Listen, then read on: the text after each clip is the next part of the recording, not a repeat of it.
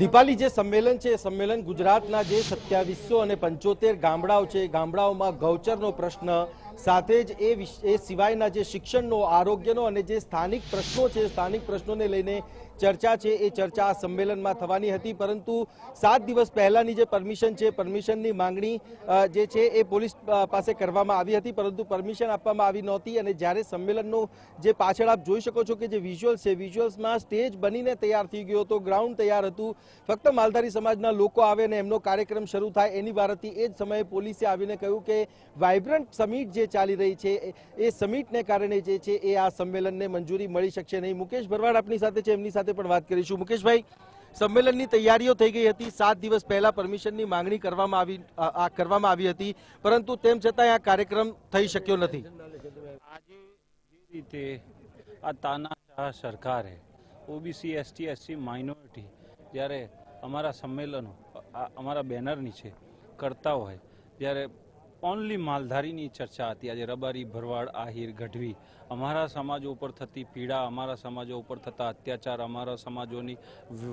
વેદનાના વાચા આપવા જ્યારે અમે એક થયા હોય ત્યારે 7 દિવસ પહેલાં પરમિશન માટેના સીપી ઓફિસ, પોલીસ સ્ટેશન બધે અમે જ્યારે અરજીઓ આપી દીધી, રિસીવ કરાવી લીધી। આજે સવારે જ્યારે ચાલુ થવાનું હોય એ પહેલાં 3 કલાક પહેલાં આવી અમારી હજારોની સંખ્યામાં જ્યારે માણસો આવતા હતા એને રોકવામાં આવ્યા, અમને સ્ટેજ ઉપર જવાબ દેવામાં આવ્યા, અમને કાયદો બતાવવામાં આવ્યો કે તમે આજે સભા નહીં કરી શકો। એટલે અમે આ સરકારને સ્પષ્ટ કહેવા માગીએ છીએ અમારી ઉપર આ રાજ્યમાં એક બી અરાજકતા ફેલાવવાનો ગુનો નથી, એક બી આ રાજ્યમાં હિંસા ફેલાય, કોઈ રાજ્યના નાગરિક દેશના નાગરિકને નુકસાન પહોંચે એવું કોઈ કાર્યક્રમ આજ સુધી અમે કર્યો નથી। આજે અમારો કોન્સેપ્ટ એક ક્લિયર હતો, અમારા સમાજોની સાથે પાટીદાર સમાજ, દલિત સમાજ, ઓબીસી સમાજના જેટલા બધા જ્ઞાતિઓ છે દરેક જ્ઞાતિ,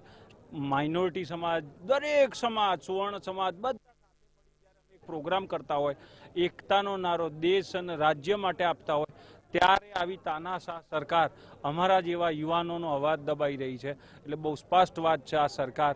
એક ઉદ્યોગપતિઓની સરકાર છે, ગરીબ વિરોધી સરકાર છે। 2 રૂપિયામાં જ્યારે અદાણીને લાખો એકર જમીન ગૌચરની આપી દેતી હોય, સેજમાં મુંદ્રા હોય કે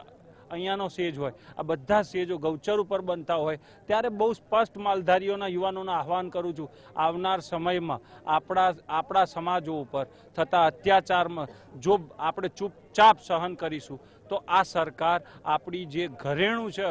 એ પણ જે આપણે શોર્ટમાં બીજી એક વાત કહો, ગાય માતાને લઈને પણ તમે કંઈક કહ્યું છે। હું આજે અહીંયાથી આ સ્ટેજ ઉપરથી મુસ્લિમ સમાજ દરેક સમાજે મને સમર્થન આપ્યું છે કે ગાયને રાષ્ટ્રીય પશુ જાહેર કરવામાં આવે। જો આ સરકાર ભારતીય જનતા પાર્ટી હિન્દુની વાત કરતી હોય, હિન્દુત્વની વાત કરતી હોય તો એની તાકાત હોય તો જાહેર કરે, નહીં તો કહી દે કે અમે પણ વોટ બેંકની રાજનીતિ કરીએ છીએ, ગાયના નામ પર ખાલી વોટની રાજનીતિ કરીએ છીએ, ગાયના અમે ખાલી વોટ તરીકે ઉપયોગ કરવા માંગીએ છીએ। માલધારી તો 5000 વર્ષથી ગાયની સેવા કરતો આવ્યો છે અને આગળ પણ કરતો જ રહેશે। એટલે આ ઢોંગી સરકારને કહેવા માંગીએ છીએ કે આ સરકાર ખાલી વાતો કરે છે ગાયના નામની, ખાલી ગાયના નામના મત લઈ અને દરેક સમાજો ઉપર અત્યાચાર કરે છે। તો આપ જુઓ દીપાલી કે આ જે પોસ્ટર્સ છે પોસ્ટર્સ પણ અહીંયા લગાવવામાં આવ્યા છે અને કહેવામાં આવી રહ્યું છે કે ગાય જે છે એ ગાયને રાષ્ટ્રીય પશુ જાહેર કરવામાં આવે અને આ જે પોસ્ટર્સ છે પોસ્ટર્સમાં બતાવવામાં આવ્યું છે કે એ સમાજની માંગણી શું છે। આ સાથે જ જે અલગ અલગ શિક્ષણનો પ્રશ્ન છે કારણ કે શિક્ષણમાં ખૂબ પાછળ રહી ગયેલો આ સમાજ છે ત્યારે આ જે સમાજ છે સમાજને આગળ લાવવા માટેના એમના ઉત્થાન માટેના જે મુદ્દાઓ છે મુદ્દાઓને લઈને આજનું આ સંમેલન થવાનું હતું અને એ સંમેલનને મંજૂરી મળી નથી। થોડી વાર પહેલા અલ્પેશ ઠાકોર પણ અહીંયા આવીને ગયા છે અને એમણે પણ કહ્યું છે કે સરકારે આ બાબતનો જવાબ આપવો જરૂરી છે।